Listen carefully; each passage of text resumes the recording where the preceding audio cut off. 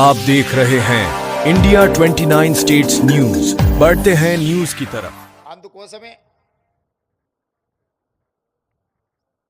Ambulance ఉందేమో చూడండి, అక్కడ ఎవరో కింద పడ్డట్టున్నారు చూడండి.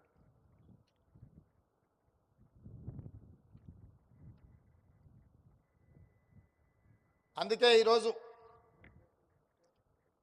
ఈ ప్రభుత్వం అన్ని అంశాలను దృష్టిలో పెట్టుకొని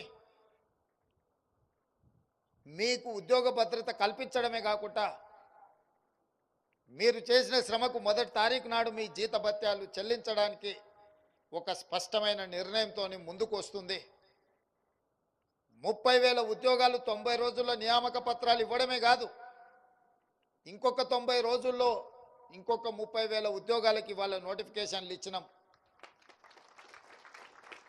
డిఎస్సి నోటిఫికేషన్ ద్వారా 11,000 టీచర్ పోస్టులను భర్తీ చేయాలని, గ్రూప్ 1, గ్రూప్ 2, గ్రూప్ 3లో కూడా ప్రభుత్వ ఉద్యోగ నియామక పత్రాలు ఇవ్వాలని, వివిధ శాఖలలో వచ్చిన ఖాళీలను దాదాపుగా ఇంకొక 30,000 పైచిలకు ఉద్యోగ నియామకాల కోసం పోటీ పరీక్షల్ని ఈ ప్రభుత్వం నిర్వహిస్తున్నది. అంటే ఈ ప్రభుత్వం అధికారంలోకి వచ్చి సంవత్సరం తిరగకముందే 60,000 పైచిలకు ప్రభుత్వ ఉద్యోగ నియామకాలు అందించడం ద్వారా మా చిత్తశుద్ధిని నిరూపించుకొని నిరుద్యోగ యువకులకు ఈ ప్రభుత్వం పట్ల నమ్మకం, విశ్వాసం కల్పించి రాష్ట్ర ప్రభుత్వంలో ఏర్పడే ప్రతి ఖాళీని జాబ్ క్యాలెండర్ ద్వారా మీకు ఉద్యోగాలు అందించాలన్నదే మా ప్రభుత్వం యొక్క లక్ష్యం. ఇవాళ మా ప్రభుత్వం తీసుకుంటున్న కార్యక్రమాలు, కొంతమందిని విద్యార్థులు అక్కడక్కడ పరీక్షలు వాయిదా వేయమని కొన్నిసార్లు మాట్లాడుతున్నారు. మీరు ఏదున్నా నిరసన తెలపాల్సిన అవసరం లేదు, ఆందోళన చేయాల్సిన అవసరం అంతకంటే లేదు. మంత్రులు ఎప్పుడు అందుబాటులో ఉంటారు.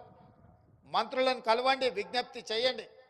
ఉన్నతాధికారులను కలవండి, విజ్ఞప్తి చేయండి.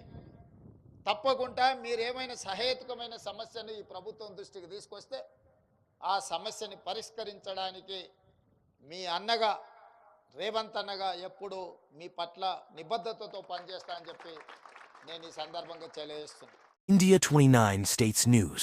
Please support my channel, like, share and subscribe my channel.